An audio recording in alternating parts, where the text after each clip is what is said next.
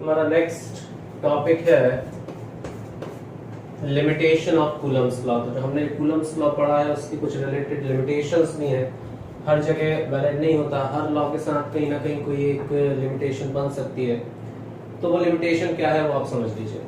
सबसे पहला पॉइंट हम अगर इसमें लिखे हैं तो वो होना चाहिए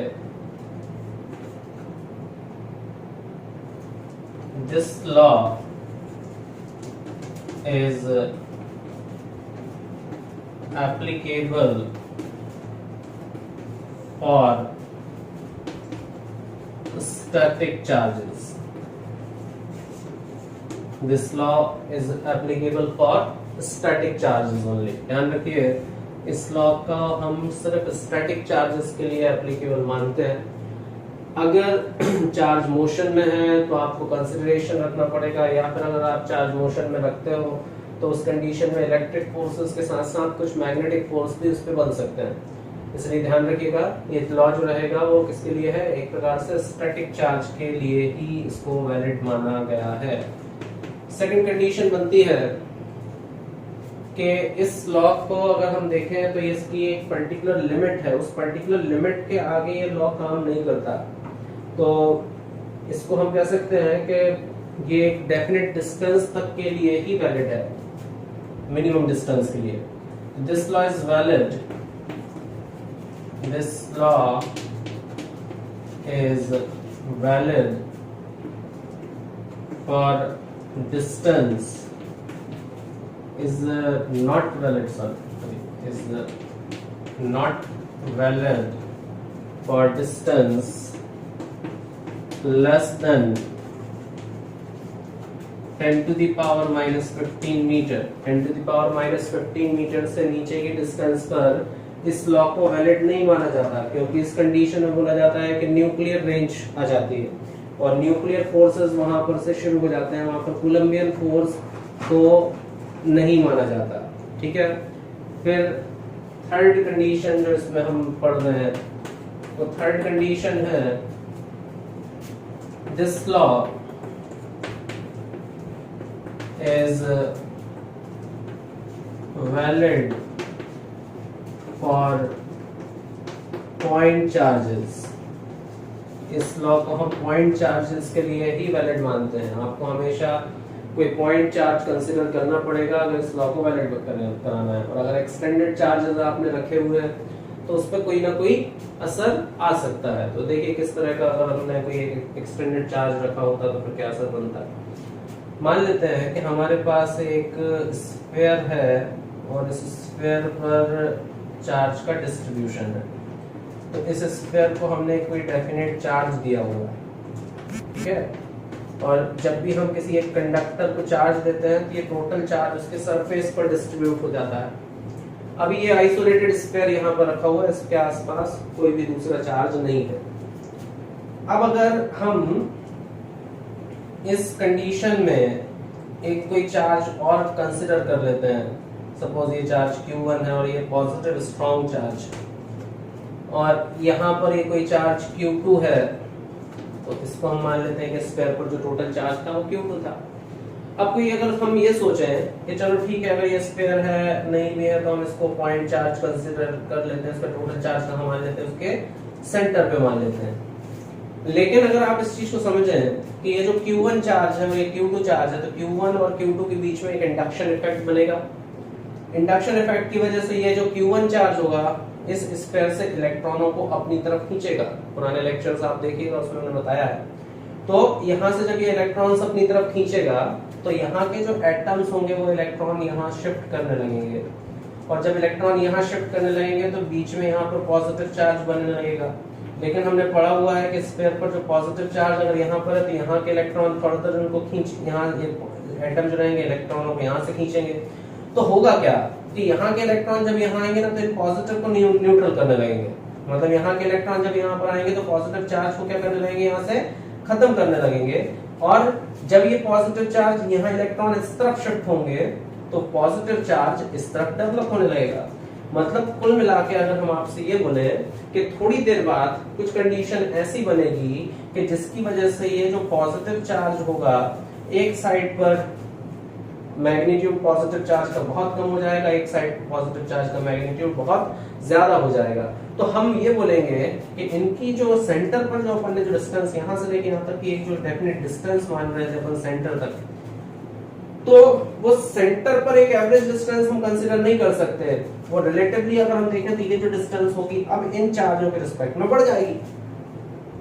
तो अगर इनिशियल कंडीशन में अगर हमने ये कंडीशन मानी होती या फिर अपन इसको सेपरेटली इसको बना लेते हैं कि अगर पहले वाली कंडीशन जो थी अगर उसको आप कंसीडर करके सॉल्व करते, जिसमें हमने सभी जगह पर पॉजिटिव चार्ज कंसीडर किया था जो कि एक्चुअली पॉसिबल नहीं हो सकता, तो अगर इस केस को अगर आप मान के सॉल्व कर रहे थे और इसमें अगर आप लिखते F1 = k q1 q2 by r², लेकिन इस कंडीशन से पहले एक नई कंडीशन जैसे ही इस चार्ज को हम यहाँ पर लाते हैं तो उसकी वजह से एक्चुअली क्या कंडीशन बन रही है कि एक साइड का पूरा चार्ज, अधिकतर चार्ज दूसरी तरफ शिफ्ट हो रहा है, और जब दूसरी तरफ शिफ्ट हो रहा है तो उस कंडीशन में यहाँ पर जो है चार्ज का मैग्नीट्यूड कम हो गया, जिसकी एवरेज डिस्टेंस जो है वो थोड़ी सी बढ़ गई है।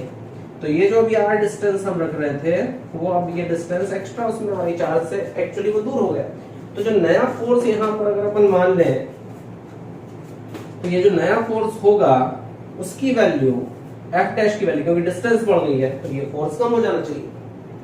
तो जो F' की वैल्यू आएगी वो छोटी होगी किससे, F से। ऐसी कुछ कंडीशन बन सकती है। या फिर हो सकता है कि ये चार्ज Q1 प्लस ना होके माइनस होता, और अगर चार्ज माइनस होता तो ये चार्ज इलेक्ट्रॉनों माइनस होता तो इलेक्ट्रॉनों को रिपल करता, जब इलेक्ट्रॉनों को रिपल करता तो वहां के चार्ज न्यूट्रल हो रहे होते हैं और यहाँ पर पॉजिटिव चार्ज बन रहा होता, तो अब उनके बीच की रिलेटिव डिस्टेंस क्या होती, कम हो जाती। और जब रिलेटिव डिस्टेंस कम हो जाती तो पॉजिटिव चार्ज के लिए जो इनके बीच में जो फोर्स F' हम बोल रहे हैं वो अभी छोटा है, तो इस कंडीशन में अगर वो नेगेटिव चार्ज होता तो फोर्स की वैल्यू क्या हो सकती थी, बढ़ सकती। तो ये कुछ उसके लिमिटेशन है कूलम्ब्स लॉ के। नेक्स्ट हेडिंग हम यहाँ देख रहे हैं important points related to Coulomb's law. तो इंपॉर्टेंट पॉइंट्स क्या हम इसमें लिखने वाले हैं वो देखिए जरा। कुछ पॉइंट्स जो आपको ध्यान रखना है कूलम्बियन फोर्स के बारे में या इलेक्ट्रोस्टैटिक फोर्स के बारे में, वो हमें यहाँ पर डिस्कस करना है, ठीक है। सबसे पहला पॉइंट हम इसमें लिखते हैं इलेक्ट्रोस्टैटिक फोर्स, कूलम्बियन फोर्स या फिर इलेक्ट्रोस्टैटिक फोर्स, क्योंकि स्टैटिक चार्ज पे लगता है। तो electrostatic force is always conservative in nature. जो इलेक्ट्रोस्टैटिक फोर्स है वो हमेशा कंजर्वेटिव फोर्स होता है। कंजर्वेटिव फोर्स मतलब कौन से फोर्सेस होते हैं, 11th में पढ़ा होगा आपने। कंजर्वेटिव फोर्स मतलब जो केवल इनिशियल और फाइनल पॉइंट पे डिपेंड करते हैं, ठीक है ना, वो पाथ पर डिपेंड नहीं करते। जैसे फ्रिक्शन फोर्स है नॉन कंजर्वेटिव फोर्स है जो कि रास्ते पर डिपेंड करता है, जबकि इलेक्ट्रोस्टैटिक फोर्स जो है वो हमेशा कैसे फोर्सेस हैं, कंजर्वेटिव फोर्स हैं जो कि रास्ते पर डिपेंड नहीं करते हैं, ठीक है ना। अच्छा, दूसरा पॉइंट हम इसमें लिख रहे हैं this force acts between the line joining acts along the line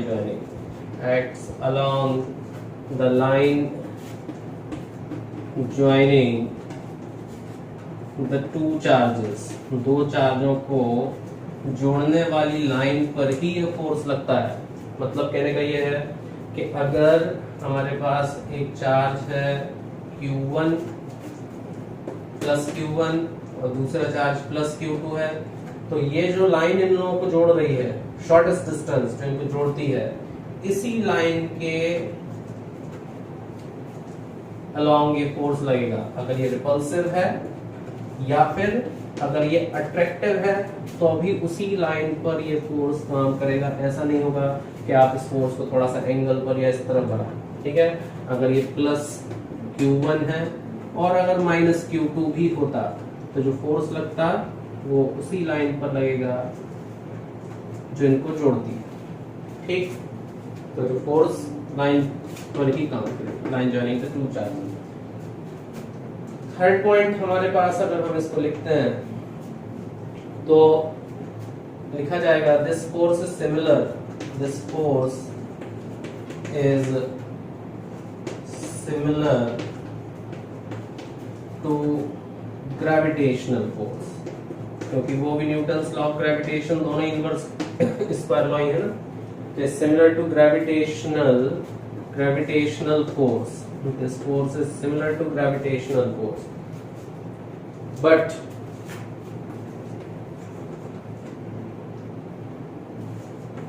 gravitational force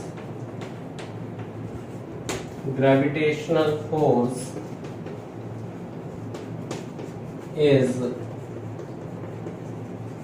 always attractive in nature,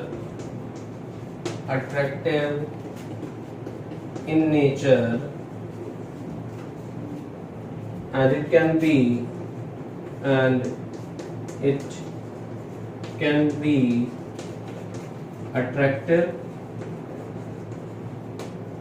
और repulsive, अट्रैक्टिव भी हो सकता है और रिपल्सिव भी हो सकता है, ठीक है। अच्छा ध्यान रखिए, ग्रेविटेशनल फोर्स एक लॉन्ग रेंज फोर्स है जो बहुत ज्यादा दूरी पर लग सकता है, जबकि ये इसकी कितनी रेंज होगी ये डिपेंड करेगा मैग्नीट्यूड ऑफ चार्जेस पर। हाँ, फिर भी हम ये बोलेंगे कि इलेक्ट्रोस्टैटिक फोर्स जो है वो कंपैरेटिवली स्ट्रांग है। Electrostatic force is stronger, electrostatic force is stronger than electrostatic force is stronger than gravitational force से ये स्ट्रॉन्ग फोर्स है कंपैरेटिवली, ठीक है।